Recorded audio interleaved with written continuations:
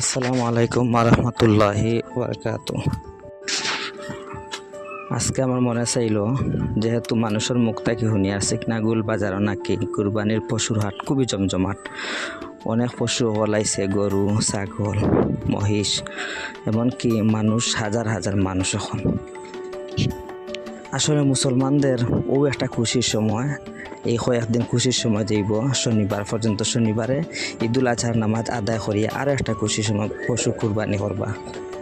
যদিও প্রচুর পরিমাণ কষ্ট, কিন্তু আরও মনে মনে খুব বেশি আনন্দ লাগে। ওখানে আনন্দ লাগে এত মানুষের, মুসলমান হলোর বীর দেখিয়া। আল্লাহর হুকুম মানতে গিয়া যেভাবে ইব্রাহিম আলাইহিসসালাম নিজের সন্তানরে জব করার লাগি সব কষ্টকে বিসর্জন দিছ।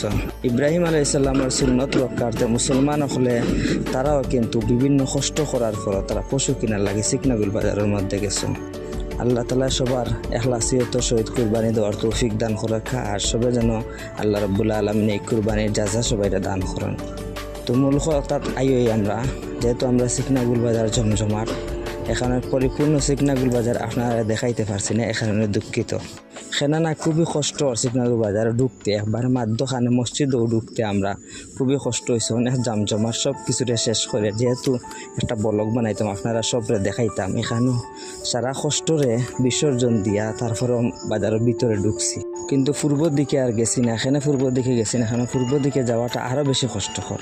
যতক্ষণ পর্যন্ত আইসি ততক্ষণ খুবই কষ্ট করিয়া আইসি। ভিডিওটা যদিও অনেক লম্বা হয়ে যার, কিন্তু আপনারা একটু ধৈর্য ধারণ করিয়া দেখবা।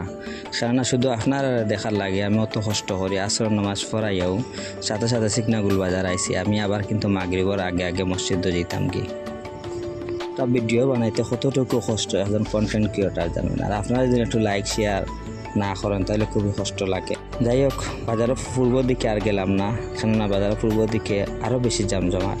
মাগরিবের আগে আগে মসজিদে যাওয়া অসম্ভব হয়ে যাব। এখানে তাড়াতাড়ি করিয়া আবার কিন্তু বাজার থেকে বাহির হয়ে গেলাম। সরাসরি বাজার থেকে ভিডিও করা অসম্ভব হয়ে যায়। এখানে মসজিদের ছাদের উপর, বাজারের মার্কেটের ছাদের উপর উঠিয়া ভিডিও করলাম। তারা কইতে পারেন যে সিকনাগুল বাজার আগে তো জমজমাট আসেন না, এখন কেন অত জমজমাট হইলো? তার কারণটা হয়েছে হরিপুর যেহেতু বাজার নাই, গরুর বাজার, যেখানে আমরা সিকনাগুল বাজার কিন্তু জমজমাট হয়েছে।